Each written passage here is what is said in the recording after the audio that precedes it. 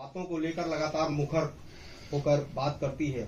अभी जल्द ही अंकिता हत्या कांड हुआ है, इसको लेकर देखा जा रहा है पूरे देश में विरोध तो है, लेकिन हिंदू आर्मी इसमें क्या कर रही है?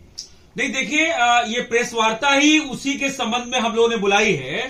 हिंदू आर्मी आज पिछले 25 अगस्त से लेकर आज तक राष्ट्रपिता सिंह दुमका झारखंड का कांड हो, देखिए दोनों बहनों में एक सिमिलरिटी है कि वहां शाहरुख है, यहां अरमान है। दिल्ली में अरमान जो है वो उस नैना मिश्रा को इस वजह से गोली मार देता है कि उसका जो लव का प्रपोजल है वो 6 महीने से पीछे पड़ा रहता है, वो एक्सेप्ट नहीं करती है क्योंकि वो कहती है कि तुम हमको कल को ले चल के धर्मांतरण करोगे, और वो गुस्से में आके गोली मार देता है। इन विधर्मियों का इतना जो है मन बढ़ गया है।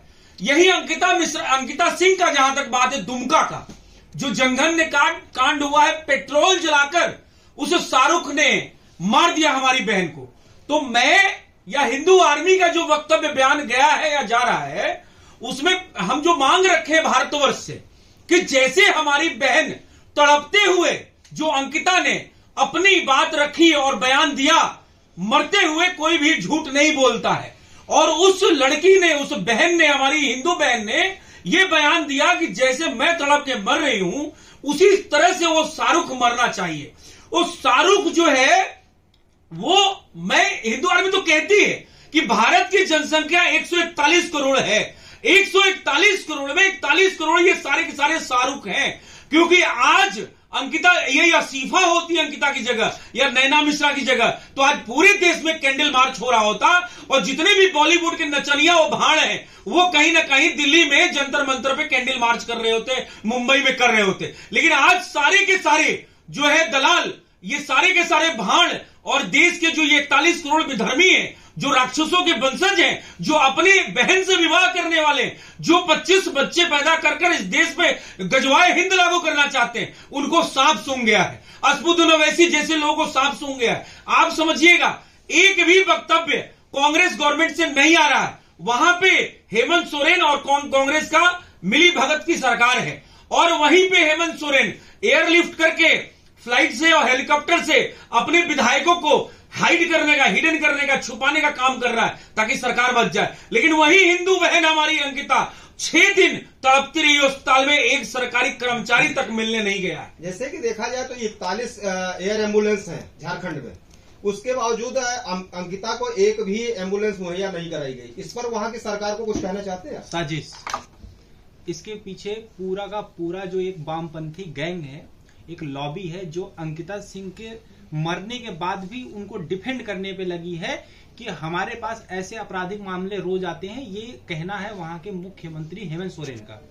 इतनी लापरवाही भरा हुआ वक्तव्य अगर वहां का मुख्यमंत्री दे सकता है तो आप समझ सकते हैं कि इसके जो अपर लेवल पे लोग बैठे हुए, चाहे वो आपका पप्पू और पिंकी की बात कर लें, राहुल गांधी और प्रियंका चोपड़ा जो हाथरस में आके नाचते हैं कि मुझे वहां जाने क्यों नहीं दिया जा रहा है, ये एक ट्वीट करते हैं, वो भी छोटा सा। ये हेमंत सोरेन से कोई भी प्रश्न उत्तर नहीं करते हैं। लेकिन अगर वही घटना कहीं उत्तर प्रदेश में होती तो इसमें 2 मायने निकालता हूं।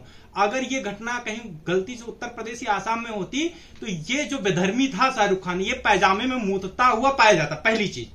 और उसको बचाने के लिए पिंकी और पप्पू आ गए होते, लेकिन क्योंकि उसको वहां संरक्षण प्राप्त है इसलिए वो मुस्कुराता हुआ, पुलिस के गिरफ्त में होने के बाद भी मुस्कुराता हुआ जाता है। तो उसको पता है कि अगर मैं अंदर जा रहा हूं तो मुझे पिंकी या पप्पू बचाने। यहाँ पुलिस का आपने नाम लिया तो एक चीज और वहां से उठ के सामने आ रही है कि पुलिस के ही साथ मिलके उसने ऐसा किया, क्योंकि जिस मस्जिद में वो नमाज पढ़ता था उसी मस्जिद में वहां के डीएसपी भी शायद नमाज मैं बताता हूँ। देखिए, सबसे बड़ी चीज यही है कि आप देखेंगे कि डीएसपी लेवल का बंदा जिसका नाम नूर मुस्तफा होता है, वो शाहरुख के बचाव के लिए शाहरुख को नाबालिग और अंकिता सिंह को बालिग बताता है, जबकि इसका उल्टा होता है, अंकिता सिंह नाबालिग होती है और शाहरुख बालिग होता है। यहाँ पे प्रश्न उठता है, क्या हिंदुओं ने चूड़ी पहन रखी है? क्या उस पुलिस प्रशासन में नूर मुस्तफा के अलावा क्या कोई हिंदू नहीं रहा होगा?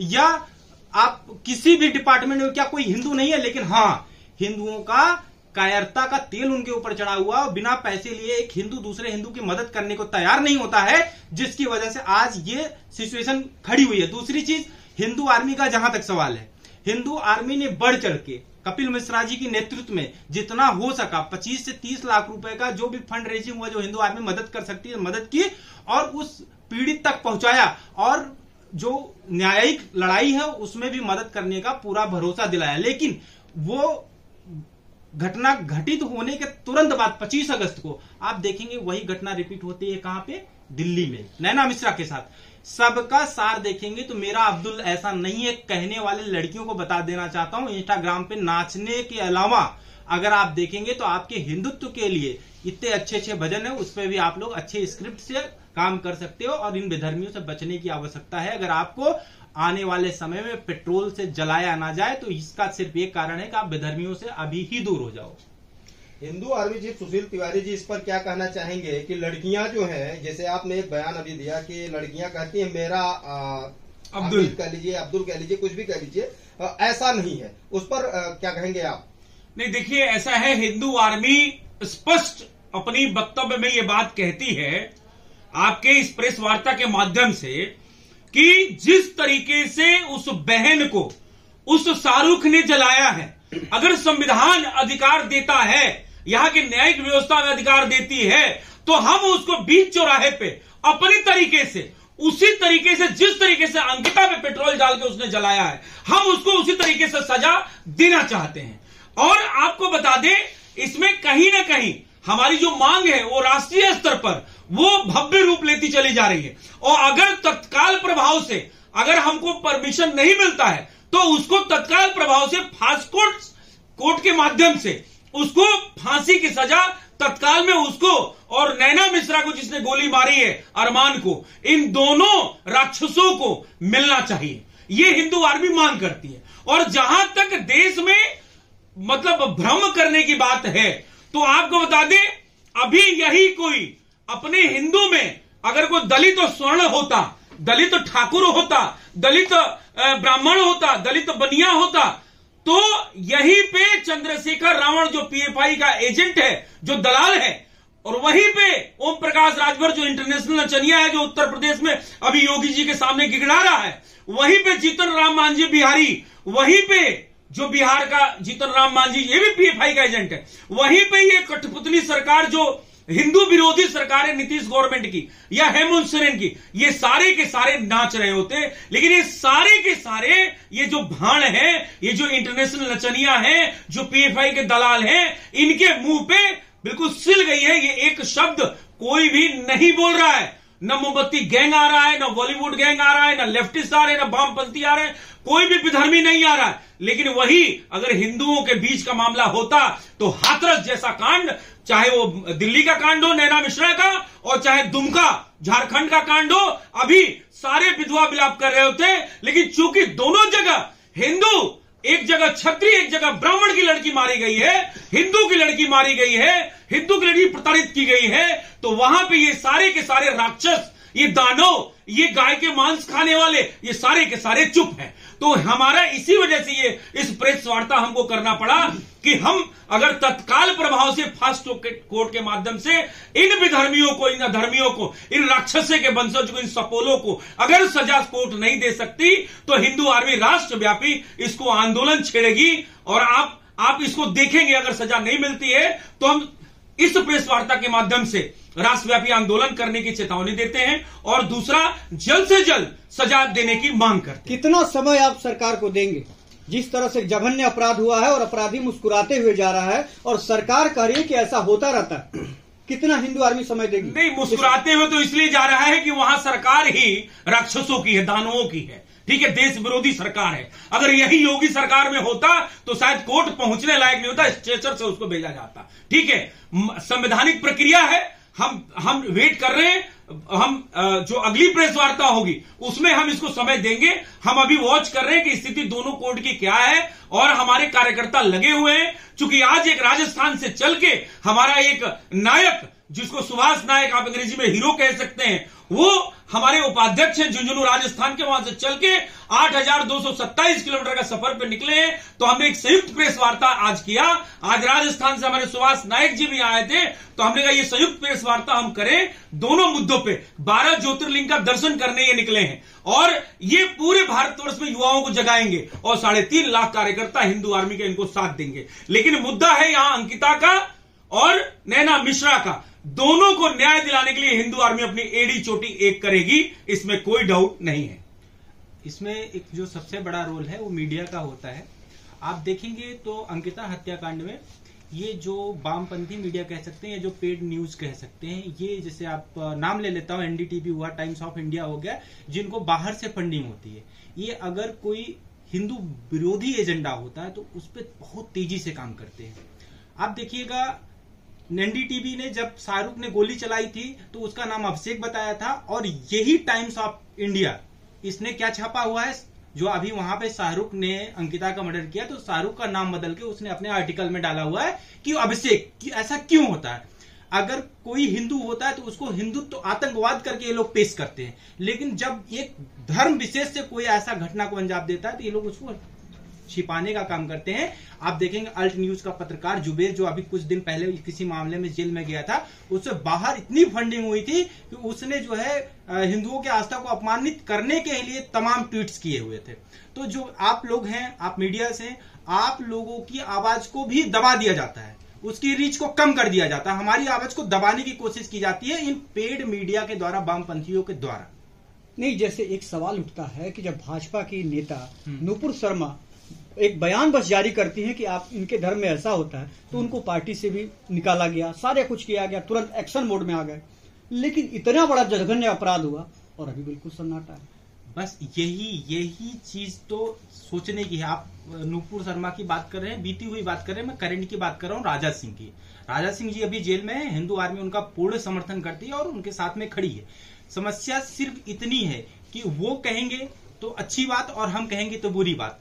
अभी आप देखेंगे तो 70 साल से मीडिया, बॉलीवुड के द्वारा हिंदुओं का हर जगह आस्था का अपमान किया गया।